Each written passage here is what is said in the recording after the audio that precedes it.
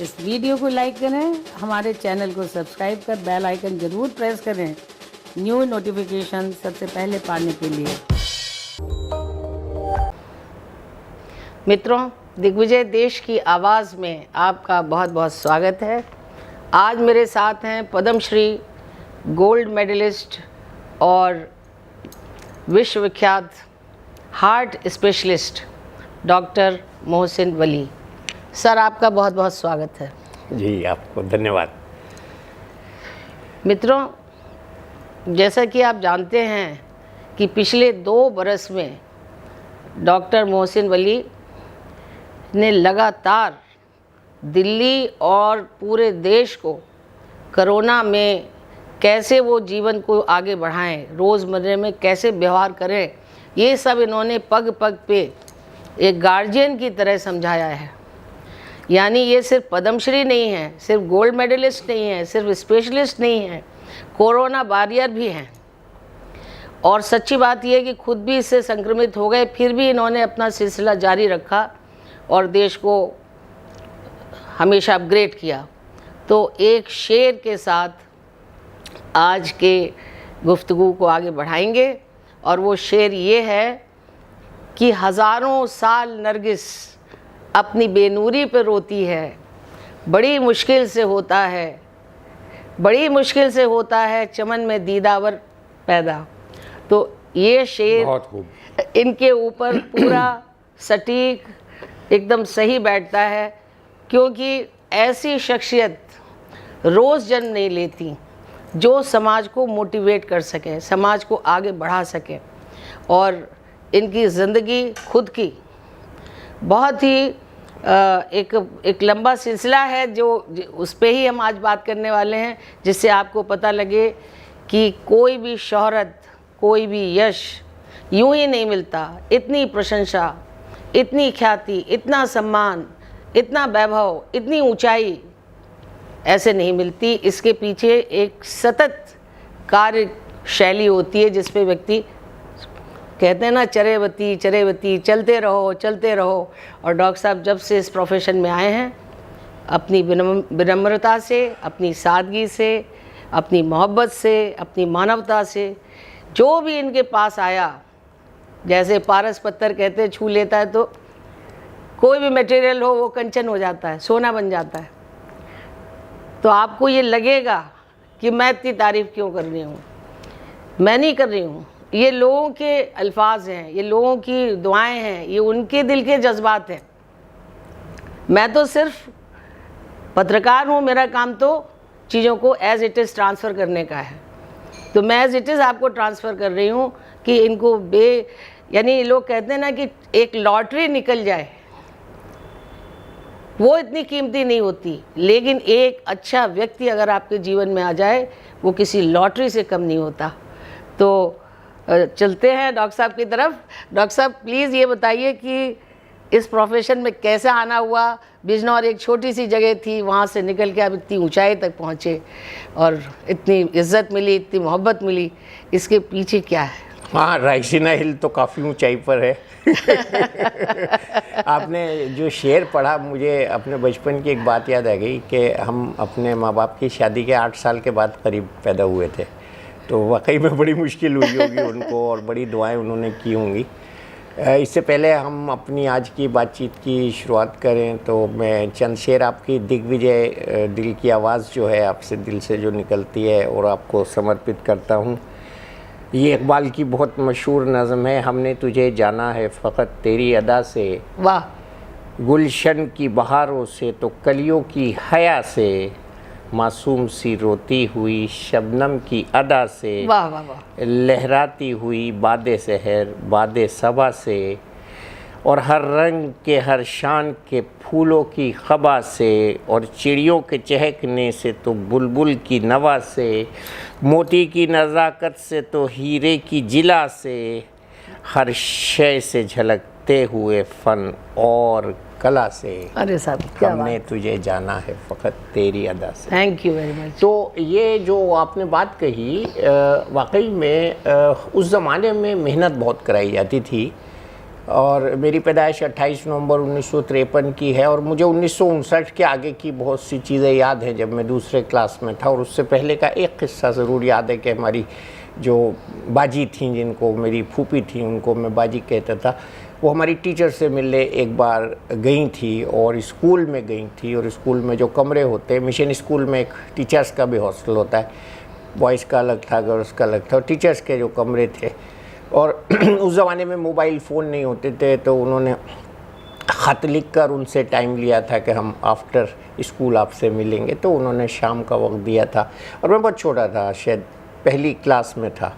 और मैं बेंच पे पत्थर की स्कूल में जैसे होती हैं उस पे वो और हम बैठे रहे। शाम को वो हम पहुंच गए 6 बजे और उनका इंतज़ार करते रहे। और पहला जो लेसन मिला मुझे वहाँ से पेशेंस का, सब्र का, कि बच्चे की तरह हम इधर उधर नहीं भागे, न रोए। और वो 7:30 बजे आई, तो जब हम उनके कमरे में गए तो वो अपना जूड़ा वगैरह ठीक कर रही थी। मुझे वो वाली चीज़ याद है उनकी। उनका नाम नूरानी के सिंह था। तो उसके बाद मुझे दूसरे क्लास से आगे की कुछ बातें याद हैं अपना बचपन की। तो उस ज़माने में रोशनी भी नहीं होती थी, लालटेन से पढ़ाई होती थी। हमारा घर पूरी गली में ऐसा था जिसमें लाइट थी जी, अलग से खंबा लगाया गया था और उस पर बिजली आई थी। तो उस गली में करीब 40 मकान थे, तो बाकी सब गलियों में जो थी वो लालटेन से काम होता था। और हम जाके बहुत गौर से देखते थे जब लोग अपनी चिमनियों को धोते थे, शाम को राख से चिमनियाँ धोई जाती थी। हाँ जी, हाँ जी। और वो फिर लैंप की बत्ती काटी जाती थी, मिट्टी का तेल उसमें भरा जाता था और वो लैंप होता था या लालटेन होती थी, उसको ऊंची जगह पर अलगनी पर रखा जाता था और वो शाम तक जलता था, रात तक जलता। हाँ जी। तो आपके यहाँ कैसे लाइट थी?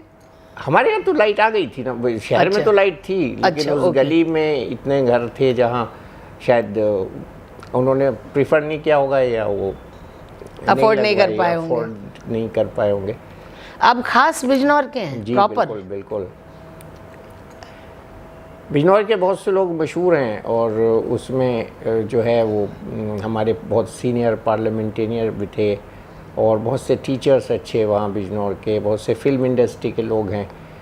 और बहुत ज़्यादा बिजनौर ने लिटरेरी लोगों को और ऐसे लोगों को जन्म दिया है। वहाँ की बहुत से कस्बे हैं, जैसे चांदपुर है, सेवारा है, बिजनौर के अलावा नगीना है जी। तो वहाँ की बहुत से लोग हैं। एक साहू फैमिली जो है चांदपुर की, तो वो टाइम्स ऑफ इंडिया के संपादक हैं। और हमारे बहुत से ऐसे अच्छे लोग हैं जो बिजनौर से निकले। एमिटी यूनिवर्सिटी के लोग भी, ये भी हमारे चांदपुर के अच्छा, लोग जो एसपी सिंह है? जी जी जी। AK चौहान साहब। अच्छा, सॉरी, अशोक जी। जी जी। तो डॉक्टर साहब फिर कैसे सिलसिला बढ़ा, कैसे आपको मेडिकल में जाने की कैसे दिल में नहीं, मेडिकल जज्बा आया तो आपके? हमको ऐसा था, हमको शुरू से हमारे यहाँ दुकान है, तो दुकान होती थी, ट्रेडर फैमिली, होलसेल का ट्रेड होता था, रिटेल का भी होता था। तो हमें स्कूल से आने के बाद पापा जो है बहुत मेहनत कराते थे और कहते थे दुकान पे आ जाओ। दुकान पे चले जाते थे। तो फिर कभी कभी दवा लेने भी जाते थे, घर में कोई बीमार होता था। तो हमारे जो डॉक्टर्स थे, फैमिली डॉक्टर्स थे, वो दो डॉक्टर थे। एक तो डॉक्टर शाही थे, बहुत पुराने, कलकत्ता के। शाही जी। अच्छा। और एक डॉक्टर सिंह थे जी। तो दोनों डॉक्टर्स थे। जब कम बीमारी होती थी तो डॉक्टर शाही के पास जाते थे, वो 1 रुपया में 3 खुराक दवा और 3 पुड़िये देते थे। और जब ज़्यादा बीमारी 1 रुपये में? जी। और जब ज़्यादा बीमारी होती थी तो हम लोग डॉक्टर सिंह के यहाँ जाते थे और डॉक्टर सिंह जो है वो 1.5 रुपये में इंजेक्शन लगाते थे और दवा देते थे। 1.5 रुपये में इंजेक्शन भी लगा देते थे? जी बिल्कुल। वाह। और ये इसलिए मैं बता रहा हूँ कि आजकल स्टेक्स इतने बढ़ गए हैं और मेडिसिन बदनाम भी हो रही है इसकी वजह से। बहुत ज़्यादा सर, बहुत ज़्यादा। तो वो डॉक्टर्स जो थे वो BC रॉय जैसे डॉक्टर्स थे और वो आले से बीमारी का पता लगाते थे, नब्ज से बीमारी का पता लगाते थे, बात सुनते थे जी, मरीज़ को, वक्त देते थे, के उसकी हिस्ट्री लेते थे और उससे डायग्नोस करते थे। तो यही चीज़ें आज हम फिर अपने बच्चों को पढ़ाने की कोशिश कर रहे हैं कि आप हिस्ट्री टेकिंग सीखिए, बेड साइड मेडिसिन सीखिए। तो ये बात रेलेवेंट है बहुत, जो मैं आपको बता रहा हूँ, मेडिकल एजुकेशन से संबंधित है जी। और जो डिटेरियोरेशन हुआ है मेडिकल एजुकेशन में उससे भी ये संबंधित है। तो बच्चों को एक अच्छी मेडिकल टीचिंग जो है वो बेड साइड मैनर्स सिखाने से आती है, क्लिनिकल मेडिसिन सिखाने से आती है, वो सीटी स्कैन और एमआरआई सिखाने से नहीं आती है। जी। और पहले डॉक्टर साहब एक स्पर्श क्रिया भी थी, जैसे डॉक्टर के पास गए वो टच करते थे सेफ जगह पे, जिससे थोड़ा दिलासा हौसला भी आता था। तो सब होते थे, मोहल्ले में भी होते थे, मोश निकालने वाले भी होते थे, वो सब पुरानी पत्तियाँ। तो मैं आपको बड़ा इंटरेस्टिंग एक बचपन का वाक़या बताऊँ। हमारी दादी गिर गई थी, उन्होंने हिप का फ्रैक्चर हो गया था जी। तो डॉक्टर साहब को हमको बुलाने भेजा जाता था, तो हम बुला लाए। तो डॉक्टर साहब ने कहा इसमें तो उस ज़माने में प्लास्टर लगता था। अच्छा, हिप में भी? जी। तो उन्होंने कहा कि 40 दिन तक आपको प्लास्टर लगेगा। तो उन्होंने कहा नहीं, मैं बहुत पाक साफ़ रहने वाली खातून हूँ, तो मैं ये प्लास्टर में अपनी पाकी सफाई को नहीं कर पाऊँगी। आप मुझे ये बता दीजिए कि मुझे किस तरह हड्डी को अपनी रखना है, पैर को रखना है। और वो इतनी डिसिप्लिन थी, उन्होंने उसी तरह 40 दिन तक अपने पलंग पर लेटी रहीं और पैर को उसी तरह रखा और हड्डी जोड़ ली उन्होंने। बाद में चलती फिरती थी वो। बस सुबह को उनका पलंग, जाड़ों के दिन थे, बाहर निकाल दिया जाता था धूप में, और शाम को पापा जब दुकान से आते थे तो पलंग उनका अंदर कमरे में पहुंचा दिया जाता था। और मैंने बचपन की याद है, बहुत अजीबोगरीब यादें हैं। तो मैं बहुत सरप्राइज़ था। अब मुझे पता लगता है कि कितना संयम उनमें रहा होगा। बिल्कुल बिल्कुल। जो डॉक्टर की बात को उन्होंने हाँ माना और जोड़ भी लिया। जी बिल्कुल, अपने संयम से जोड़ लिया। संयम से जोड़ा। और आज इतनी सारी प्रॉब्लम्स है। मेडिकल डॉक्टर साहब बढ़ा है, घटा है, या खराब हुआ है? नहीं, देखिए मेडिसिन में तो बहुत तरक्की हुई है। हमने वायरस भी बना डाला, इतना घनघोर दुनिया पे हमला कर दिया उसने। ये देखिए, ये तरक्की जो है ना, देखिए हम आपको यहाँ एक स्पिरिचुअल बात बताएंगे जी। ये तरक्की जो है ये मेटीरियलिस्टिक ये तरक्कियाँ हैं जी। और ये कॉस्ट इफ़ेक्टिव भी नहीं है और ये पायदार भी नहीं है। जी। एक साइंटिस्ट ने कहा एटम जो है वो वेव है, उसको नोबेल प्राइज़ मिला। जी। उसके बेटे ने कहा, सर थॉमसन, कि साहब ये नहीं, वेव नहीं है, ये वो है, पार्टिकल है, उसको भी नोबेल प्राइज़ मिल गया। जी। फिर एक और साइंटिस्ट ने कहा कि ये वेव भी नहीं है, पार्टिकल भी नहीं है, इन दोनों के बीच की चीज़ है, उसको भी नोबेल प्राइज़ मिल गया। और फिर आखिर में एक और नोबेल लॉरेट ने ये कहा कि ये अदृश्य है, अच्छा, उसको भी नोबेल प्राइज़ मिला। तो साइंस कीप्स चेंजिंग। जी। तो सर थॉमसन से लेके हाइजेनबर्गर तक जी। ये एटम की परिभाषा बदलती गई। तो हम भी कहते हैं कि medicine is ever changing science, लेकिन उसमें एक चीज़ जो नहीं कभी बदलेगी वो है क्लिनिकल मेडिसिन। क्लिनिकल मेडिसिन नहीं बदलेगी। जी। अगर ज़बान देख के 20 बीमारियों को पता लगाया जा सकता है तो वो 20 बीमारियां सिखानी पड़ेंगी बच्चों को, तब वो डायग्नोज कर पाएंगे। जी। हाथ के नाखून देख के अगर 20 बीमारियों को पता लगाया जा सकता है तो वो उनको सिखाना पड़ेगा। जी। ये नहीं बदलेगी, जी। ये स्थिर है। और ये साइंस आजकल विलुप्त होती जा रही है। विलुप्त नहीं सर, हो चुकी है। कहाँ लोग रह गए जो धागे से कहते हैं कि नब्ज पकड़ लेते थे, वो तो बात कब की। हाँ, वो तो खैर बहुत बड़ी साइंस थी, अब तो उसका एक खतरा भी नहीं मिलता। जी खतरा भी नहीं मिलेगा। असल में ये जो हमारी किताबें थीं, साइंस थी, वो हमारे देश में जिन लोगों ने हमले किए और हमारे ऊपर हुकूमत की, वो चुरा के ले गए और उन्होंने फिर अपनी भाषाओं में इसका तर्जुमा करके हम ही को पढ़ाते हैं वो। हाँ, ये एक सैड स्टोरी है। ये एक सैड स्टोरी है, ट्रेजेडी है। लेकिन फिर भी ये हम आज भी एक गर्व के साथ कहते हैं कि ये चरक और सुश्रुत का देश है। और हम अब दिखा रहे हैं दुनिया को कि आयुर्वेद में, यूनानी में, सिद्धा में, एलोपैथी के अलावा और जितने डिसिप्लिन्स हैं उनमें बहुत शक्ति है और लोग इसको अब एडेप्ट कर रहे हैं। अब ये सर बात तो हम लोग आपकी ज़िंदगी से जुड़ी कर रहे हैं, लेकिन बीच में आपने ये बात की तो मैं ऐसी पूछना चाह रही हूँ कि जो अभी IMA का और इन सब का जो झगड़ा हुआ, इसको आप क्या कहेंगे? देखिए, हमको इसमें कुछ नहीं कहना है ज़्यादा, ये एक एडमिनिस्ट्रेटिव पहलू है और मैं तो कहता हूँ डॉक्टर को गवर्न करने की ज़रूरत ही नहीं है। डॉक्टर को तो अपने अंतःकरण से पूछना चाहिए कलम उठाते वक्त कि मैं सही कर रहा हूँ या गलत, बस काम ख़त्म। हाँ, क्योंकि अगर आप ये समझते हैं या मानते हैं कि हम एम्बेसडर हैं ऑफ गॉड हैं, हम खुदा का नूर हैं, हम इसी लोगों की ज़िंदगी बदलने के लिए आए, तो फिर कॉन्शियस से बड़ी तो कोई चीज़ है ही नहीं। सेल्फ ऑडिट मैं इसको कहता हूँ। जी, सेल्फ ऑडिट। जी जी। क्योंकि हमारे जो गुरु थे, टीचर्स थे मेडिसिन के, वो मेडिकल कॉलेज के, वो बड़े सिंपल लोग होते थे जी। और उन्होंने हमेशा ये पढ़ाया कि जब तुम किसी की दवाई लिखने के लिए अपना कलम उठाओ तो सबसे पहले ये सोचो कि आदमी इतने पैसे हैं इसकी जेब में कि दवाई अफोर्ड कर पाएगा कि नहीं। जी। मैं आपको छोटा सा एक एग्जांपल देता हूँ जी। कि खाने का सोडा जो होता है, सोडा बाइकार्ब, जी। और बहुत सी बीमारियों में यूज़ होता है। अच्छा, गुर्दे के फेलियर में भी यूज़ होता है। फेलियर में जी, ज़्यादा तो खाने से फेल हो जाता है? नहीं, एसिडिटी जो होती है गुर्दे के फेलियर में, उसके लिए यूज़ होता है। जी। तो अब इसके कैप्सूल्स और टैबलेट्स आने लगे। ठीक है जी। पहले हम लोग पाउडर लिख देते थे कि पाउडर ले लेते थे, केमिस्ट पैकेट्स आते थे, अब उसी के कीमती कैप्सूल्स और टैबलेट बन गई हैं। तो ये जो चेंजेस हो रहे हैं तो ये चेंजेस जो हैं वो कॉस्ट बढ़ाने वाले हो रहे हैं, न कि हम मेडिसिन को कॉस्ट इफेक्टिव बना रहे हैं। जी। और इसीलिए सब झगड़े हैं। अब जो जेनरिक आया है डॉक्टर साहब, इससे कुछ बेनिफिट होगा लोगों को? देखिए, जेनेरिक मेडिसिन को लोग लेना नहीं चाहते हैं, बेनिफिट तो है। हाँ, ये सच्ची बात यही है। डाउटफुल कंडीशन में है जेनरिक। नहीं, लोग उसको सराहते नहीं है, लेकिन ये एक अच्छा एफर्ट है। और हम सब भी तो जेनेरिक ही हैं जी। हमारा भी तो सब जीनस होमो सेपियंस है वी ऑल आर जेनेरिक। जी। जी डॉक्टर साहब, बचपन की और कोई बात बताइए आप।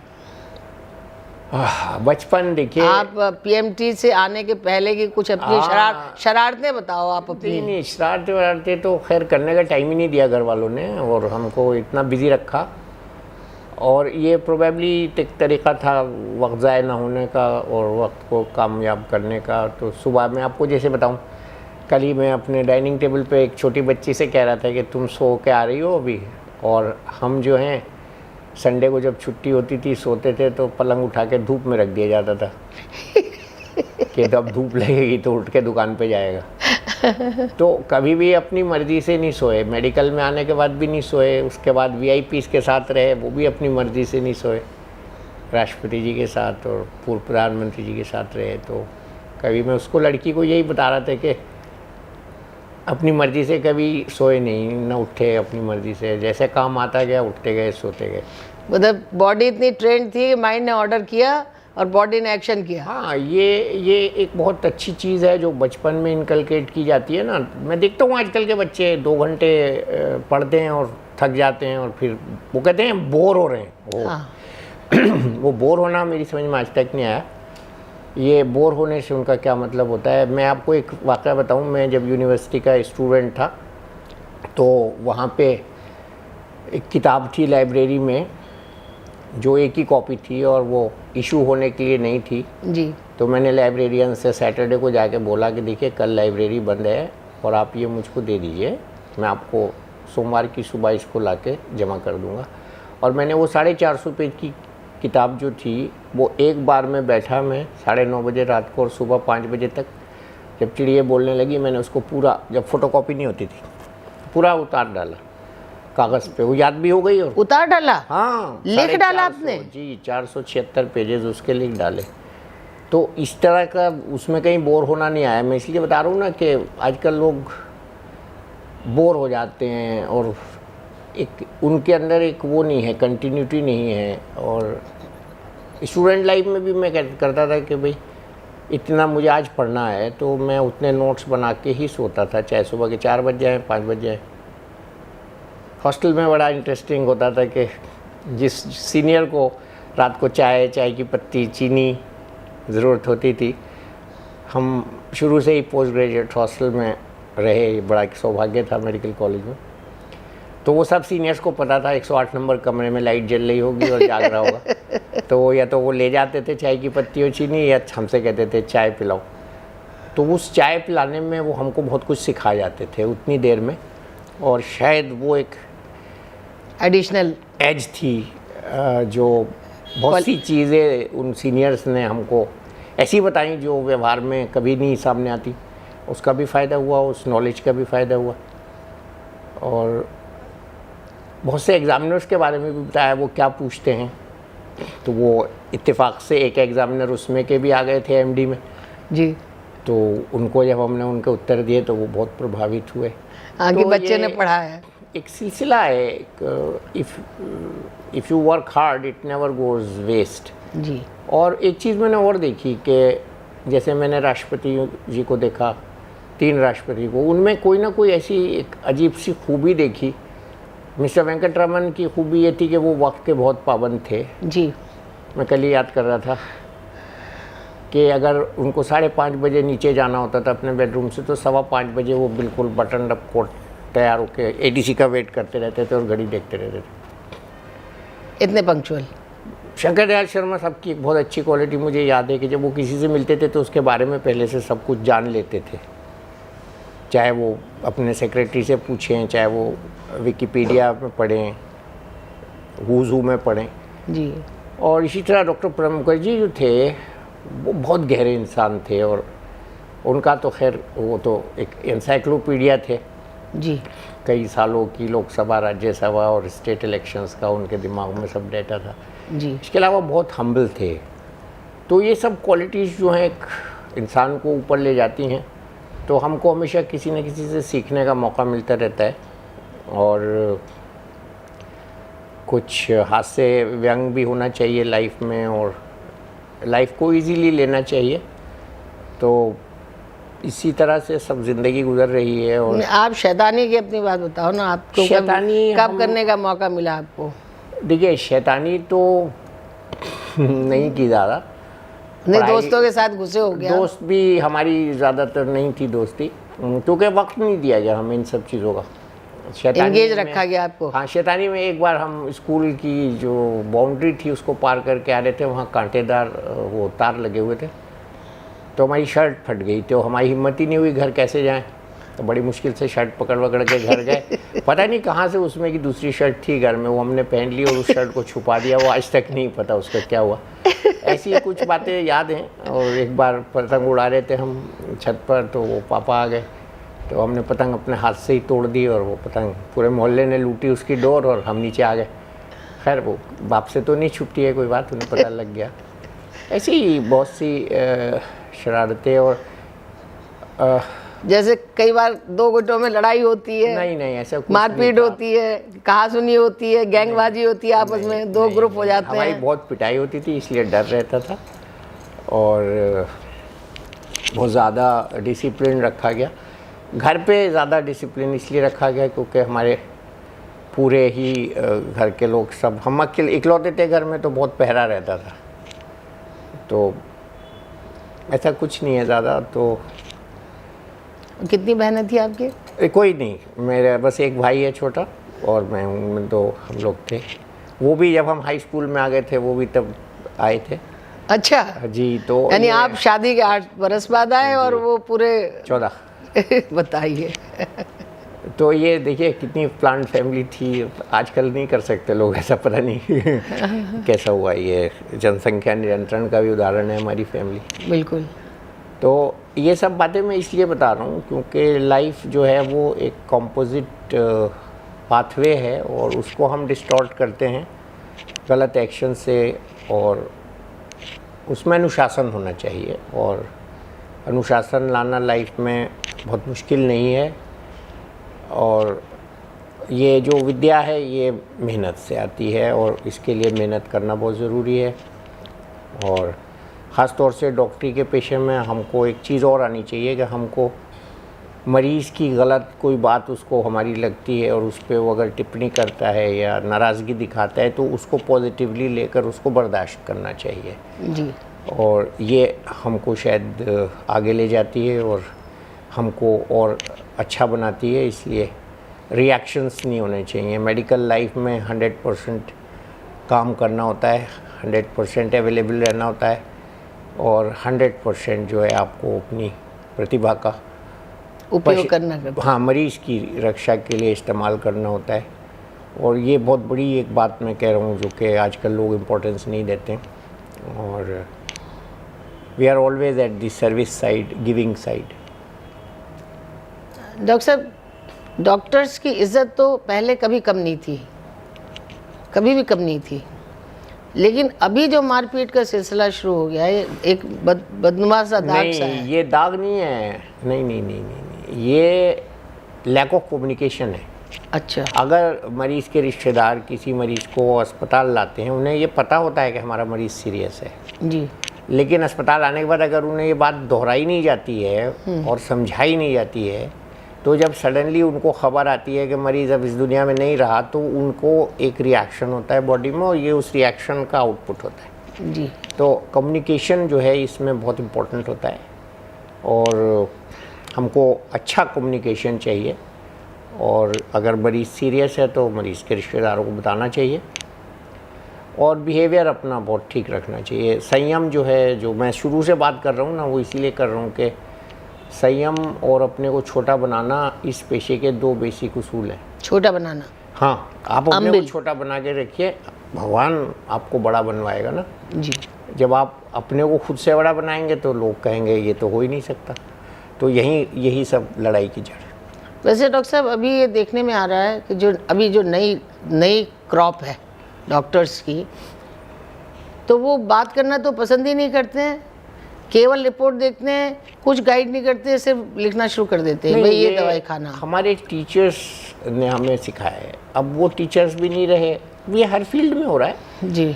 और इसमें देखिए, मैंने अभी कहा ना, इसमें एरोगेंस की कोई रूम नहीं है और ह्यूमिलिटी का रूम हमेशा है। और दूसरा जो कम्युनिकेशन है, यही है बात को सुनना मरीज़ की, और एक कनेक्ट होता है, ये कनेक्ट होता है जब आप मरीज़ की बात सुनते हैं, उसको छूते हैं, उसका ब्लड प्रेशर लेते हैं, उसकी नब्ज़ देखते हैं, तो ये कनेक्ट डेवलप हो जाता है। और वंस दैट कनेक्ट डेवलप, फिर मरीज़ आपका हो जाता है और वो कहीं नहीं जाता है जी। तो ये कनेक्ट डेवलप करना जो है, ये एक आर्ट है और ये हमको सीखना है। और इसके लिए थोड़ा सा पेशेंस, थोड़ा सा लगाओ, थोड़ी सी अपनी विद्या के प्रति सिंसियरिटी। और मैं स्टाफ से यही कहता हूँ अपने आज भी, कि तुम जब ये सुई लगाते हो तो ये तुम लकड़ी की उसमें किसी चीज़ में नहीं लगा रहे हो कील, ये एक ज़िंदा इंसान की त्वचा में सुई जा रही है, वो एक लाइफ है जिसको आप टच कर रहे हो, छेद कर रहे हो जिसमें। और मैंने एक बार ये प्रणब मुखर्जी साहब से भी कहा, उनकी नसें नहीं मिलती थी किसी को, तो एक लैब से एक टेक्नीशियन आए, तो उसके मालिक भी आ गए जी। तो पहले टेक्नीशियन ने ब्लड लेने की कोशिश की, फिर मालिक ने, फिर मैंने कहा रुक जाइए, प्रेसिडेंट को बार बार वो मत कीजिए, मैं आपको ब्लड दे देता हूँ निकाल के। फिर वो लोग चले गए। मैंने कहा देखिए सर, ऐसा है, ये एक प्रिविलेज है मेरा कि आपकी बॉडी में छेद बना देता हूँ और आप खुशी खुशी बनवा लेते हैं। हाँ। अगर कोई और काम करे, कोई और व्यक्ति, तो उसकी 7 पुश्तें तबाह हो जाएंगी। तो ये कितना बड़ा एक प्रिविलेज है, एक प्रोफेशनल प्रिविलेज है जो एक मरीज़ हमको देता है और उसको हमको रियलाइज़ करना चाहिए। अपने आप को सौंप देता है आपको, आप सरेंडर कर देता है अपनी जान को। And you have great responsibility as a doctor. तो यही मेरा संदेश है आज के इस प्रोग्राम में कि ये विद्या है, इसको सीरियसली लेना चाहिए और इसमें जो भी आपको तकलीफ़ हो उसको बर्दाश्त कीजिए, क्योंकि आप दूसरे को आराम पहुंचा रहे हैं, दूसरे को सुख दे रहे हैं। और यही इन्हीं शब्दों के साथ में एक शेर पढ़ देता हूँ आपको हंसाने के लिए कि ये एक लतीफ़ा भी हुआ था हमारे साथ कि हमने वेंकटरमन साहब से पूछा था जी कि आप 3 चश्मे क्यों रखते हैं। धवन साहब से, मिस्टर आर वेंकटरमन से पूछा था, वो 3 चश्मे रखते थे जी। तो एक इंटरमीडिएट उनका चश्मा होता था जो स्पीच पढ़ने के लिए होता था, डाइस की हाइट का जी। तो उसी पे एक शेर मैं सुना रहा हूँ। लुत्फ़े नज़ारा है दोस्त इसी के दम से, ये ना हो पास तो फिर रौनक़े दुनिया क्या है। यानी चश्मा और तेरी आँखों तेरी आंखें भी कहाँ मुझको दिखाई देती, मेरी ऐनक के सिवा दुनिया में रखा क्या है। और ये वो 3 ऐनकों की है। नज़दीक की ऐनक से उसे कैसे मैं ढूंढूं, जो दूर की ऐनक है कहीं दूर पड़ी है। वाह वाह वाह वाह। मित्रों, ये हैं डॉक्टर एम वली, जिन्होंने अपने बचपन की कुछ यादें हमसे साझा की हैं और ये बताया है कि जो एक बच्चा तैयार होता है समाज के लिए, देश के लिए, उसमें घर की कितनी बड़ी भूमिका होती है।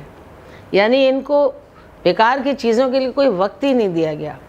या तो आप पढ़ो या घर के कुछ काम जो ज़रूरी हैं वो देखो, और बचे हुए समय में आप पिताजी का हाथ बटाओ, फादर का अपने। तो किसी बोरियत का जो आज लफ्ज़ नई जनरेशन यूज़ करती है थोड़ी थोड़ी देर में कि हम तो बोर हो गए, क्योंकि उनमें कंसिस्टेंसी विचारों की नहीं है, उनकी टीचिंग सही नहीं है, और इसीलिए वो साइकोलॉजी के भी केस हो रहे हैं। तमाम पढ़े लिखे लड़के जो हैं वो इस बीमारी से ग्रस्त हो गए कि मुझे कुछ हो गया है, कुछ हो गया है। लेकिन क्योंकि वो सोशल भी नहीं है, काम भी नहीं करते हैं, बस अपने नेट पे लगे रहते हैं सारे दिन। तो एक नई दृष्टि की ज़रूरत है, और समाज, हर घर सुधरेगा, हर माता पिता सुधरेंगे, तब कहीं जा कर के समाज ठीक होगा और हमारी जनरेशन ठीक होगी। तो आज के लिए बस इतना ही। मिलते हैं फिर एक और नए एपिसोड के साथ, क्योंकि डॉक्टर वली का जीवन एक मोटिवेशनल लाइफ का जीवन है। ये हज़ारों यूथ को, ये बड़ी उम्र के लोगों के लिए कहते हैं कि कितनी भी उम्र हो आपकी, आप अपने शौक़ को बनाए रखिए, घुटने चले या न चलें, मन परिंदा रखिए। और बच्चों के लिए भी ये कहते हैं कि भाई ज़िंदगी एक मिलती है आपको, और वक्त भी मिलता है। तो वक्त मिलता है ज़िंदगी बदलने के लिए, लेकिन ज़िंदगी दोबारा नहीं मिलती वक्त बदलने के लिए। इसलिए जो आज है सो आज ही है। तो इनके एपिसोड आपको और भी मिलते रहेंगे। आज के लिए बस इतना ही। कैमरामैन सुनील गौतम के साथ मधु श्रीवास्तव का नमस्कार। इस वीडियो को लाइक करें, हमारे चैनल को सब्सक्राइब कर बेल आइकन ज़रूर प्रेस करें न्यू नोटिफिकेशन सबसे पहले पाने के लिए।